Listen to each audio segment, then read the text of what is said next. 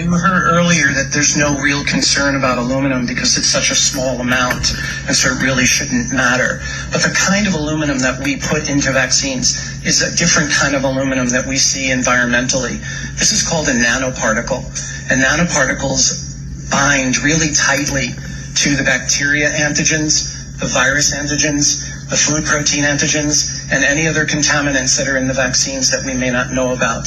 And we know that the biochemical properties of nanoparticles is that they are capable of entering the brain. And so we have not evaluated the safety of the aluminum nanoparticle and its injection and where it goes when it gets into the body and whether it gets into the brain. Do vaccine ingredients belong in the brain? No. Do they get into the brain? No one has ever studied it.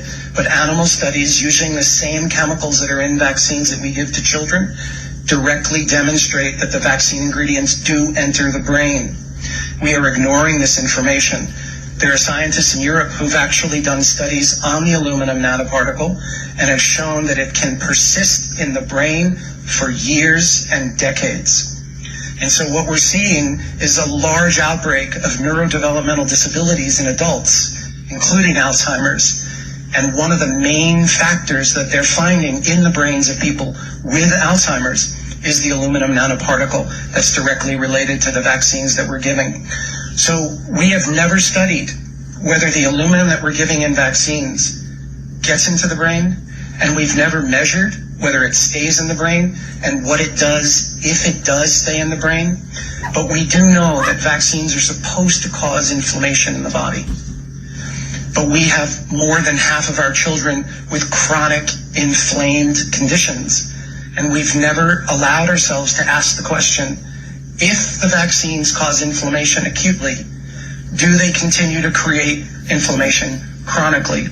We have 1 in 5 with neurodevelopmental disabilities, 1 in 10 with ADD and ADHD, 1 in 35 with autism, 1 in 11 with asthma, and 1 in 20 under the age of 5 with seizures.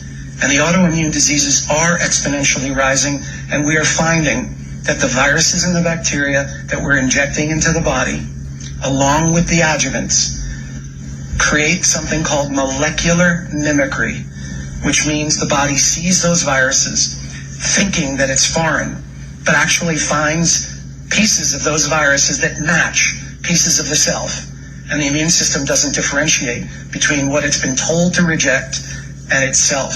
So it will turn the immune system on itself, leading to an autoimmune condition. We know this about hepatitis B, we know it about the Gardasil vaccine, and we know it about the flu vaccine. And we continue to say unequivocally that the vaccines have been studied effectively and that they're safe, and that's just not true. Hi guys.